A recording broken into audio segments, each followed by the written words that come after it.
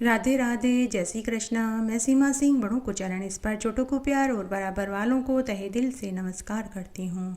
अब हम सावन मास के महात्म्य का 17वां अध्याय सुनेंगे। अब तक हमने 16 अध्याय सुने हैं। आशा करती हूँ आपको सभी अध्याय अच्छे लग रहे होंगे। अगर आपको यह अध्याय अच्छा लगे तो इसे ज़्यादा से ज़्यादा लाइक करें, अपने दोस्तों और रिश्तेदारों में ज़रूर शेयर करें ताकि उन्हें भी सावन मास के महात्म्य को सुनने का संपूर्ण फल प्राप्त हो और आपको इसका पुण्य लाभ मिले। और हमेशा की तरह आपसे एक करुण रिक्वेस्ट है कि अगर अभी तक आपने मेरे चैनल को सब्सक्राइब नहीं किया है तो कृपया मेरे चैनल को सब्सक्राइब करें ताकि मेरा आगे आने वाला वीडियो सबसे पहले आपको मिले। धन्यवाद। आइए अब हम सावन मास के महात्म्य का 17वां अध्याय सुनते हैं। सनत कुमार महादेव जी से बोले कि हे देव, अब आप मुझे सावन मास के पवित्रारोपण की पूरी विधि भी बताइए। मैं आपके मुखारबिंद से सावन मास के पवित्रारोपण की विधि भी जानना चाहता हूँ। तब महादेव जी सनत कुमार से बोले कि हे देवेश्वर, अब मैं तुम्हें सावन मास के पवित्रारोपण की विधि बताता हूँ, तुम ध्यान से सुनो। प्रथम सप्तमी के दिन अधिवासन करके अष्टमी को पवित्रा अर्पण करनी चाहिए। जो मनुष्य पवित्रा को बनवाता है, अब मैं उसका पुण्य फल तुमसे कहता हूँ। पवित्रा बनवाने वाले को सारे तीर्थों के स्नान का फल प्राप्त हो जाता है, क्योंकि शिव रूपी शक्ति सभी में अंश के रूप में निवास करती है। अतः न तो किसी प्रकार की चिंता, न शत्रुओं का भय, ग्रह दोष भी नहीं होता। उसके सभी कार्य पूरे हो जाते हैं। राजा तथा सामान्य जन के लिए इससे अधिक पुण्यफल देने वाला कोई साधन नहीं है। पवित्रारोपण करने से स्त्रियों को अटल सौभाग्य की प्राप्ति होती है। हे सनत कुमार, सावन मास शुक्ल पक्ष की सप्तमी को अधिवासन करना चाहिए। पूजा की समस्त सामग्री इकट्ठी करके देवी के सम्मुख भक्ति भाव से गंध, पुष्प, फल व अनेक प्रकार के वस्त्र आभूषण एकत्रित करके पवित्रा करनी चाहिए। पंचगव्य से प्राशन करना चाहिए। दिग्बली देनी चाहिए। सुंदर पत्रों व वस्त्रों से पवित्रा को ढकना चाहिए। श्री देवी जी के मूल मंत्रों का 108 बार जाप करना चाहिए। तत्पश्चात देवी जी के समक्ष पवित्रा प्रतिष्ठापित कर देनी चाहिए। श्री देवी जी के लिए सुंदर मंडप बनाना चाहिए। रात्रि जागरण, भजन कीर्तन करके उत्सव करना चाहिए। अगले दिन प्रातःकाल उठकर शौच आदि से निवृत्त होकर दिग्बली देनी चाहिए तथा विधि विधान से श्री देवी जी की पूजा करनी चाहिए। स्त्रियों तथा ब्राह्मणों को भोजन कराना चाहिए। फिर पवित्रा देवी को अर्पित कर देनी चाहिए। पवित्रारोपण के आरंभ व अंत में दक्षिणा देनी चाहिए। नियम और व्रत आदि अपनी सामर्थ्य के अनुसार धारण करने चाहिए। जुआ, शिकार, मांस, मदिरा का भक्षण त्याग देना चाहिए। ब्राह्मण तथा आचार्य को स्वाध्याय का, वैश्य को कृषि तथा व्यापार का कार्य 7, 5, 3 या 1 या आधे दिन के लिए बंद कर देना चाहिए। उस दिन अगर जो भी कारोबार करते हैं उस दिन कारोबार नहीं करना चाहिए। अगर दुकान है तो दुकान नहीं खोलनी चाहिए। श्रद्धापूर्वक श्री देवी जी का नमन करना चाहिए। जो लोग विधि विधान से पवित्रारोपण नहीं करते तो उनकी 1 वर्ष की पूजा अर्चना व्यर्थ हो जाती है। अतः श्री देवी जी में श्रद्धा भक्ति धारण करके पवित्रारोपण का कार्य करना चाहिए। श्रावण शुक्ल अष्टमी को भले ही सूर्य सिंह राशि का अथवा कर्क का हो, पवित्रारोपण अवश्य करना चाहिए, क्योंकि पवित्रारोपण नित्य कर्म में ही सम्मिलित है। अतः इसके न करने से महान दोष लगता है। तब सनत कुमार महादेव जी से बोले कि हे प्रभु, कृपा करके मुझे यह भी बताइए कि यह पवित्रा किस प्रकार बनाई जाती है। भगवान महादेव ने कहा कि हे सनत कुमार, सोना, तांबा, सोम, चांदी के तारों या रेशमी तंतुओं, कुशा, कांसे से निर्मित या किसी सधवा ब्राह्मणी के द्वारा काटे गए कपास के सूत्र को पहले तिगुना फिर तिहरा करना चाहिए। इस प्रकार से 308 सूत्रों से बनी पवित्रा उत्तम बताई गई है। 270 सूत्रों की मध्यम और 180 सूत्रों की पवित्रा कनिष्ठ मानी गई है। इनमें भी 100 गांठों की उत्तम, 50 गांठों की मध्यम, 36 गांठों की अधम पवित्रा होती है, अथवा 6, 3, 4, 2, 12, 24 और 8 गांठों की पवित्रा बनानी चाहिए। 108 गांठों की उत्तम, 54 गांठों की मध्यम और 27 गांठ वाली कनिष्ठ पवित्रा बताई गई है। देवी की मूर्ति के नाभि तक की पवित्रा की सभी गांठें केसन में रखनी चाहिए। सर्वतोभद्र की वेदी बनाकर देवी का पूजन करना चाहिए और देवी के सम्मुख कलश, बांस की टोकरी में उस पवित्रा को स्थापित करना चाहिए। 3 तारों में ब्रह्मा, विष्णु और महेश का आह्वान करना चाहिए। 9 सूत्रों में ओंकार, सोम, अग्नि, विधि, नाग, चंद्र, ईश, रवि तथा विष्णु देवता का आह्वान करके स्थापना करनी चाहिए। क्रिया, पौरुषी, वीरा, विजया, अपराजिता, मनोन्मन्वी, जया, भद्रा, मुक्ति तथा ईशा, इन नामों के आरंभ में ओम जोड़कर उच्चारण करना चाहिए। संख्या के अनुसार आरती करके आह्वान करना चाहिए तथा चंदन, धूप आदि से षोडशोपचार विधि से पूजन करना चाहिए। हे सनत कुमार, ये मैंने तुम्हें देवी के पवित्रारोपण की विधि बताई। इसी प्रकार से अन्य देवताओं का प्रतिपदा आदि तिथियों में पवित्रारोपण करना चाहिए। अब मैं विस्तार पूर्वक तुमसे कहता हूँ, तुम ध्यान से सुनो। कुबेर, लक्ष्मी, गौरी, गणेश, चंद्रमा, बृहस्पति, सूर्य, गंडिका, अम्बा, वासुकी ऋषि, चक्रपाणि, अनंत, शिव, ब्रह्मा, पितर आदि देवताओं का प्रतिपदा आदि तिथियों में पूजन व पवित्रारोपण करना चाहिए। हे सनत कुमार, यह प्रधान देवताओं का सर्वश्रेष्ठ पवित्रारोपण मैंने तुमसे कहा। भगवान महादेव ने कहा कि अब मैं सावन शुक्ल और कृष्ण पक्ष की 9वीं तिथि को किए जाने वाले शुभ कार्यों के विषय में कहता हूँ। हे सनत कुमार, तुम ध्यान से चित्त लगाकर मन से सुनो। 9वीं तिथि को कुमारी देवी का पूजन करना चाहिए। नक्त भोजन करना चाहिए। दूध व शहद मिलाकर भोजन करना चाहिए तथा दोनों नवमियों को व्रत करना चाहिए तथा कुमारी नाम से चंडिका का पूजन करना चाहिए। चांदी की मूर्ति बनाकर पापनाशिनी दुर्गा जी की कनेर के फूलों, गंध, अगर, चंदन, दशांग, धूप, लड्डुओं से पूजन करना चाहिए। उसके बाद कुंवारी कन्या को भोजन कराकर दक्षिणा देकर पांव छूकर आशीर्वाद लेना चाहिए। मौन धारण करके रात्रि में भोजन करना चाहिए। श्रद्धापूर्वक सपत्नीक ब्राह्मणों को भोजन कराना चाहिए। दान दक्षिणा देनी चाहिए। इस प्रकार श्रद्धापूर्वक श्री दुर्गा जी का पूजन करने वाला उत्तम लोक को पाता है, जहाँ बृहस्पति निवास करते हैं।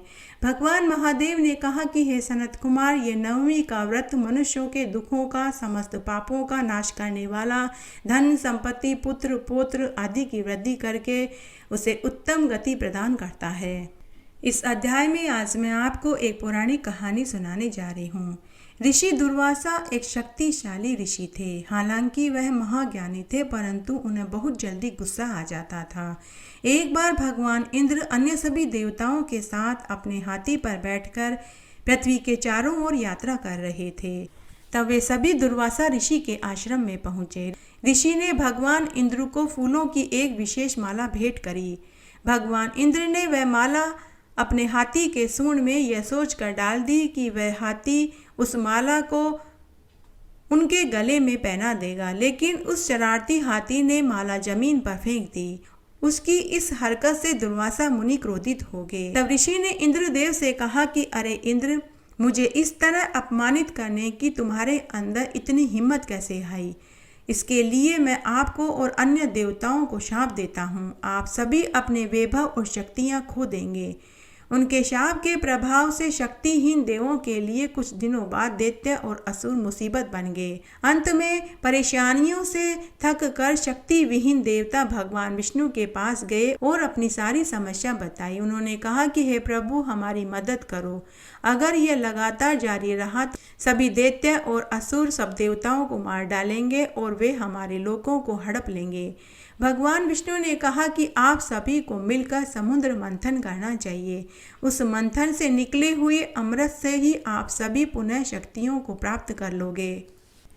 परंतु इस कार्य के लिए आप सभी को दैत्यों और असुरों की भी मदद लेनी होगी। तब भगवान इंद्र दैत्यों के राजा दैत्यराज बलि के पास गए।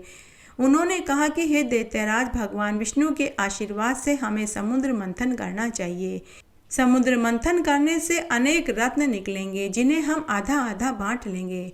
असुर और दैत्य लालची थे, इसलिए वह समुद्र मंथन में देवताओं की मदद करने के लिए तैयार हो गए। तब एक सभा आयोजित की गई, जिसमें यह तय किया गया कि मंदराचल पर्वत पर एक मथनी के तौर पर इस्तेमाल किया जाएगा और सांपों के राजा नागराज वासुकी को पर्वतनुमा मथनी की रस्सी बनाकर पर्वत के चारों ओर लपेटकर दोनों पक्षों की ओर से खींचा जाएगा। कुछ देवता और असुर मंदराचल पर्वत लाने के लिए चले गए, लेकिन पर्वत इतना भारी था कि वह किसी से भी स्थानांतरित नहीं हुआ। इसलिए सभी भगवान विष्णु के पास गए और वापस से उन्होंने उनसे मदद मांगी। भगवान विष्णु गरुड़ पर सवार होकर गए और उन्होंने सिर्फ अपने दाएं हाथ से पर्वत उठा लिया। फिर वे उसे समुद्र में नीचे ले गए और मंथन शुरू हो गया। सबसे पहले हलाहल जहर वासुकी के मुख से निकला। यह जहर पृथ्वी पर फैलने लगा। इससे कई पौधे और निर्दोष जीव जंतु मरने लगे। इस जहर को लेने के लिए कोई देवता, राक्षस, दैत्य तैयार नहीं हुआ। वह सभी मदद के लिए भगवान महादेव के पास गए। भगवान महादेव ने उस जहर को अपने कंठ में एकत्रित कर लिया। इससे उनकी मृत्यु नहीं हुई क्योंकि वह बहुत ही शक्तिशाली थे, परंतु जहर के कारण उनका कंठ नीले रंग का पड़ गया। इसीलिए भगवान शिव को नीलकंठ के नाम से भी जाना जाता है। हलाहल के निकलने के बाद भी मंथन जारी रखा। तब कामधेनु नामक दिव्य गाय बाहर आई। भगवान विष्णु द्वारा यह गाय उपहार स्वरूप ऋषियों को दे दी गई। फिर उस मंथन में एक घोड़ा निकला। यह उच्च शर्वा कहलाया। दैत्यों के राजा दैत्यराज ने इसे अपने लिए रख लिया। उसके बाद 4 दांतों वाला सफ़ेद हाथी निकला। यह ऐरावत हाथी के नाम से जाना गया। इसे भगवान इंद्र ने अपने पास रख लिया। 5वें उपहार के रूप में कौस्तुभ मणि गुलाब समुद्र से बाहर आई, जो दुनिया का सबसे मूल्यवान गहना था। मंथन में मदद करने के लिए भगवान विष्णु ने उसे खुद अपने पास रख लिया। कुछ समय के बाद पारिजात नामक पेड़ समुद्र से बाहर आया। उस समय इस पारिजात वृक्ष को समुद्र के किनारे रख दिया गया। बाद में देवता इसे अपने साथ स्वर्ग में ले गए। इसके बाद रंभा नामक एक सुंदर युवती प्रकट हुई और उसने खुद निर्णय लिया कि वह आंशिक रूप से धरती पर और आंशिक रूप से स्वर्ग में रहेगी। अभी भी मंथन जारी था। उसके बाद धन की देवी लक्ष्मी जी प्रकट हुई। असुर और देवता दोनों ने ही उसके लिए आपस में लड़ाई करनी शुरू कर दी, लेकिन भगवान विष्णु ने कहा कि देवी आप खुद निर्णय कीजिए कि आप किसके साथ रहना चाहती हैं। देवी लक्ष्मी ने कहा कि न तो असुरों के साथ और न ही देवताओं के साथ। यदि आप मुझे रखते हैं तो मैं आपकी पत्नी बनकर आपके साथ रहना चाहती हूँ। इसलिए भगवान विष्णु ने देवी लक्ष्मी को अपनी पत्नी के रूप में स्वीकार कर लिया। उसके बाद वारुणी नामक मदिरा निकली, जिसे असुरों ने स्वीकार कर लिया। आखिर में देवताओं के चिकित्सक धन्वंतरी अपने हाथों में अमरता का अमृत लेकर प्रकट हुए। सभी दैत्य और असुरों में लड़ाई छिड़ गई कि किसे अमृत का घड़ा मिलेगा। जैसे ही उन्होंने लड़ाई शुरू करी, वैसे ही कुछ असुरों ने अमृत की सुराही को पकड़कर भागना शुरू कर दिया। इस प्रकार का भ्रम देखकर भगवान विष्णु उनकी मदद के लिए आगे आए। उन्होंने मोहिनी रूप धारण किया। मोहिनी अमृत के कलश को हाथ में लेकर नाचने लगी। उसने अमृत से भरा कलश देवताओं को दे दिया, जिसको पीने से सभी देवता अमर हो गए। जल से भरा कलश असुरों को दे दिया। बेचारे असुर मोहिनी के सुंदर जाल में फंस गए और उनके साथ छल हुआ और वे और दैत्य और असुर अमृत से वंचित रह गए। लेकिन राहु ने छल करके किसी तरह से अमृत का एक घूंट पी लिया। इस अध्याय में आज मैं आपको शनिदेव और हनुमान जी और भगवान राम और भगवान महादेव जी की एक पौराणिक कहानी सुनाने जा रही हूँ। आइए अब हम एक सच्ची पौराणिक कथा सुनते हैं। बहुत पुरानी बात है। एक बार हनुमान जी पीपल के पेड़ के नीचे बैठकर जय श्री राम के नाम का जाप कर रहे थे। तभी शनि देव वहाँ प्रकट हुए और वे बोले कि अरे ओ वानर, क्या कर रहा है? क्या जय श्री राम के नारे लगा रहा है? हनुमान जी ने शनि देव को इस बात का कोई उत्तर नहीं दिया। दूसरे दिन वापस हनुमान जी वहीं पेड़ के नीचे बैठकर जय श्री राम की रट लगाने लगे। दूसरे दिन फिर से शनि देव ने हनुमान जी से कहा कि अरे वो वानर, क्या जय श्री राम कर रहा है? दूसरे दिन भी हनुमान जी ने शनि देव को कोई उत्तर नहीं दिया। तीसरे दिन फिर शनिदेव ने हनुमान जी से कहा कि अरे ओ वानर, बोलता क्यों नहीं? तब हनुमान जी बोले कि क्या बोलूं? जब मैं तुमसे कुछ बात ही नहीं करना चाहता तो तुम मुझे क्यों छेड़ते हो? शनिदेव बोले कि अरे ओ वानर, तू जानता नहीं मैं कौन हूँ। हनुमान जी बोले कि हाँ, मैं सही में आपको जानता नहीं हूँ, आप कौन हैं? हनुमान जी बोले कि आप कौन हैं? मैं सही में आपको जानता नहीं हूँ। शनिदेव हनुमान जी की बात से बहुत क्रोधित हुए और बोले कि अरे मूर्ख, मैं शनिदेव हूँ। मैं चाहूँ तो राजा को भिखारी और भिखारी को राजा बना सकता हूँ। हनुमान जी बोले कि आपको मेरे से क्या काम है। तब शनिदेव बोले कि मैं तेरे शनि की 7.5 लगूंगा। हनुमान जी बोले ठीक है, लग जाओ। हनुमान जी बोले कि आपका काम है, आप चाहें जो करें, मैं क्या कर सकता हूँ। लेकिन ये शनि की 7.5 क्या होती है, जरा मुझे अच्छे से समझाओ। तब शनिदेव बोले कि मैं तेरे सिर पर राज करूँगा, तेरा सिर दर्द करने लगेगा। फिर मैं तेरे पेट में निवास करूँगा तो तेरा पेट दर्द करेगा, तू कुछ खा पी भी नहीं पाएगा। फिर मैं तेरे घुटनों में निवास करूँगा जिससे तू चल फिर भी नहीं पाएगा। हनुमान जी मुस्कुराने लगे। तब उसी दिन से हनुमान जी के शनि की 7.5 लग गई। हनुमान जी के सिर में बहुत तेज दर्द होने लगा। हनुमान जी सिर का दर्द सहन नहीं कर पाए तो वे अपनी गदा से अपने ही सिर पर जोर जोर से चोट पहुंचाने लगे। शनिदेव बोले कि अरे मूर्ख, तू ये क्या कर रहा है, तेरी गदा की चोट से मुझे पीड़ा पहुंच रही है। तब हनुमान जी बोले कि मेरा सिर, मेरी गदा, मैं चाहे जो कुछ भी करूं। तब शनिदेव हनुमान जी के सिर से निकलकर पेट में पहुंच गए। तब हनुमान जी के पेट में दर्द होने लगा तो हनुमान जी वापस गदा से अपने पेट पर जोर जोर से वार करने लगे। तो वह चोट शनिदेव को लगने लगी तो शनिदेव घबरा गए और हनुमान जी के घुटनों में चले गए।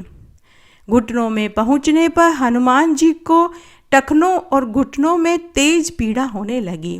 तब हनुमान जी ने वापस अपनी गदा से अपने घुटनों और टखनों पर चोट पहुंचाई। वापस से शनिदेव घबरा गए। उन्होंने कहा कि अरे मूर्ख बानर, तेरी गदा की चोट मुझे लग रही है, ये गदा मारना बंद कर। हनुमान जी ने कहा कि हे शनिदेव, तुम मेरे शरीर से पहले बाहर निकलो, क्योंकि ये मेरा शरीर है, मेरी गदा है, मैं चाहूँ जो करूँ। थक हार कर शनिदेव को हनुमान जी के से 7.5 लगने का विचार त्यागना पड़ा। फिर शनिदेव ने पूछा कि अरे ओ वानर, तू सच सच बता, कौन है। तब हनुमान जी बोले कि मैं हनुमान हूँ, भगवान राम सिया का भक्त हूँ और महादेव जी का सच्चा भक्त हूँ। तब शनिदेव बोले कि अरे तुम तो वही हो जो बचपन में तुमने मेरे पिता सूर्य देव को निगल लिया था। तब हनुमान जी मंद मंद मुस्कुराने लगे। तब शनिदेव हनुमान जी से बोले कि अरे तू पहले बता देता तो मैं तेरे शनि की 7.5 नहीं लगता।